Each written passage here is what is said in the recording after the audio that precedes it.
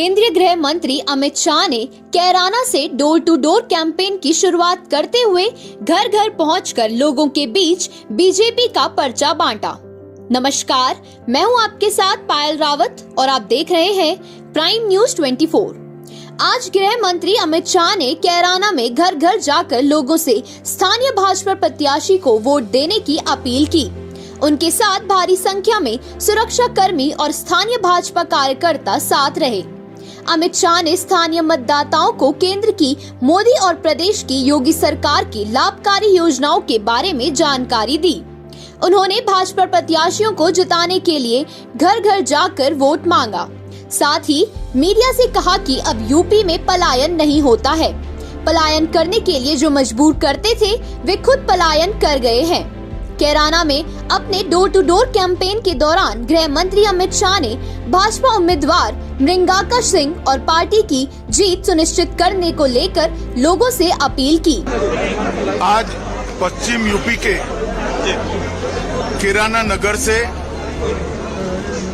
Covid की आचार संहिता के कारण घर घर जाकर भारतीय जनता पार्टी का पर्चा देकर यहां से हमारी प्रत्याशी मृंगाका सिंह का प्रचार करने की शुरुआत की। मैं कैराना 2014 जनवरी के बाद पहली बार आया हूं। कैराना आकर आज का माहौल देखकर हृदय को बड़ी शांति मिलती है। उत्तर प्रदेश में 2014 के बाद देश के प्रधानमंत्री नरेंद्र मोदी जी ने उत्तर प्रदेश के विकास की धुरा को अपने हाथ लिया।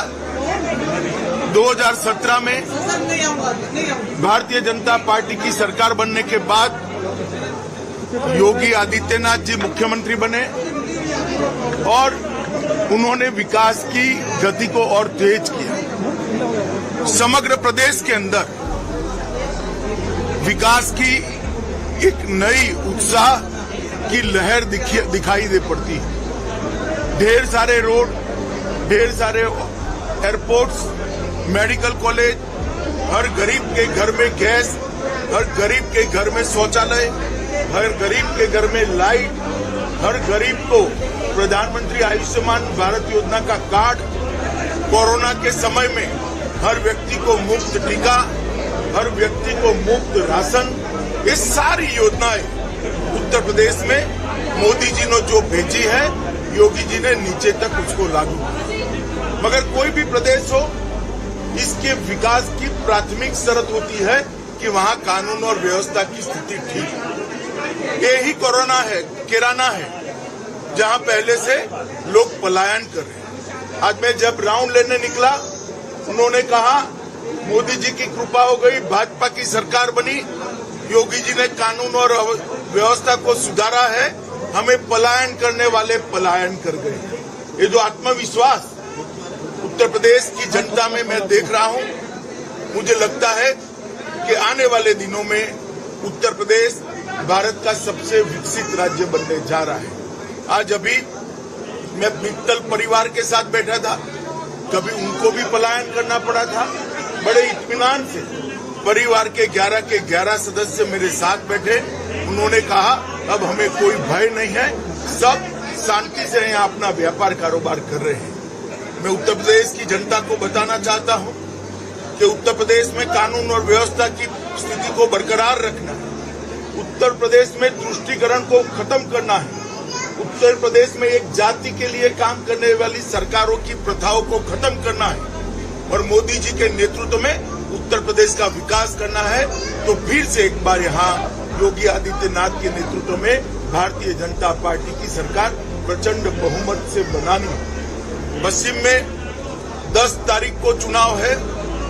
मैं पश्चिम उत्तर प्रदेश के सभी मतदाताओं को भारतीय जनता पार्टी की ओर से करबद्ध निवेदन करता हूं कि कहीं कोरोना के कारण हमारे कार्यकर्ता अब तक न पहुंच पाए तो आप भारतीय जनता पार्टी के ये 5 साल के परिश्रम, मोदी जी के 7.5 साल के परिश्रम को ध्यान में रखकर सुबह सुबह ही कमल के निशान पर बटन दबाकर प्रचंड बहुमत से भारतीय जनता पार्टी की सरकार यहाँ पर बनाई।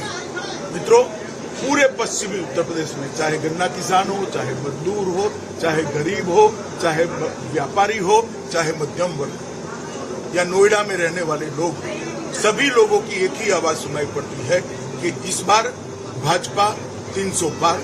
धन्यवाद। दरअसल पश्चिमी उत्तर प्रदेश भाजपा के लिए बहुत ही अहम है, क्योंकि बीते 2017 उत्तर प्रदेश विधानसभा चुनाव में भाजपा ने पश्चिमी उत्तर प्रदेश की कुल 108 सीटों में से 83 सीटों पर जीत हासिल की थी, लेकिन कैराना विधानसभा सीट पर भाजपा जीत दर्ज नहीं कर पाई थी। आपको बता दें कि चुनाव आयोग ने यूपी में विधानसभा चुनाव 2022 के लिए राजनीतिक दलों पर प्रचार अभियान के लिए कुछ पाबंदियां लगाई हैं। इसके तहत कोई भी राजनीतिक दल पद यात्रा, rally, cycle rally, bike rally आदि का आयोजन नहीं कर सकता है। हालांकि आयोग ने डिजिटल कैंपेनिंग और डोर टू डोर प्रचार यात्रा करने की छूट दी है।